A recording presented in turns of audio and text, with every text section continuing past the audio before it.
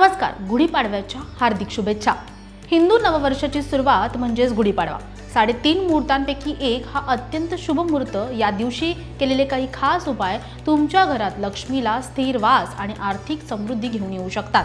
कसं ते जाणून घेण्यासाठी हा व्हिडिओ शेवटपर्यंत नक्की पहा। हा उपाय केल्याने गुढीपाडव्याच्या दिवशी प्रभावी लक्ष्मी प्राप्ती होते। कशी जाणून घेऊयात। पहिला म्हणजे तिजोरीत लक्ष्मीचा वास। गुढीपाडव्याच्या दिवशी एक लाल किंवा पिवळं वस्त्र घ्या। त्यामध्ये 5 हळकुंड, 5 पिवळ्या कवड्या किंवा 5 लवंग आणि 5 वेलची ठेवून एक मोठी पोटली तयार करा।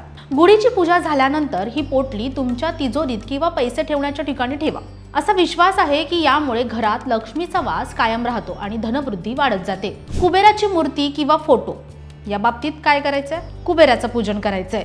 गुढीपाडव्याच्या दिवशी तुम्हाला घराच्या उत्तर दिशेला धनदेवता असलेल्या कुबेराची मूर्ती किंवा फोटो ठेवायचा आहे। श्रद्धेने त्याची पूजा करायची। यामुळे आर्थिक अडचणी दूर होतात आणि धनलाभाचे मार्ग खुले होतात। गुढीपाडव्याच्या दिवशी तुम्हाला गुढीची विशेष पूजा करायची। ते म्हणजे गुढी उभारताना कडुलिंबाची पानं, साखरेच्या गाठी, फुलांची माळ आणि नवीन वस्त्र वापरा।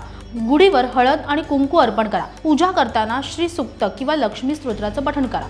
यामुळे सकारात्मक ऊर्जा वाढते आणि घरात समृद्धी येते। गुढीपाडव्याच्या दिवशी सर्वात प्रभावी उपाय म्हणजे मुख्य दाराची सजावट। सकाळी लवकर उठून घर स्वच्छ करा, दारावर सुंदर तोरण लावा आणि रांगोळी काढा। मुख्य दरवाजावर कुंकवाचं स्वस्तिक काढा।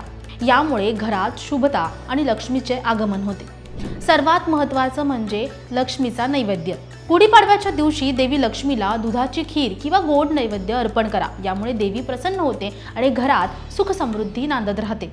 हे सर्व उपाय गुढीपाडव्याच्या शुभ मुहूर्तावर श्रद्धेने केल्यास वर्षभर धनाची कमतरता भासत नाही आणि सर्वात महत्त्वाचं म्हणजे घरात आनंद, समृद्धी आणि सकारात्मकता कायम राहते। तुम्हाला एकूणच या व्हिडिओविषयी काय वाटतं आम्हाला कमेंटमध्ये नक्की कळवा आणि अशाच नवनवीन व्हिडिओंसाठी नवशक्ती YouTube पेजला लाईक, शेअर आणि सबस्क्राईब करायला विसरू नका। धन्यवाद।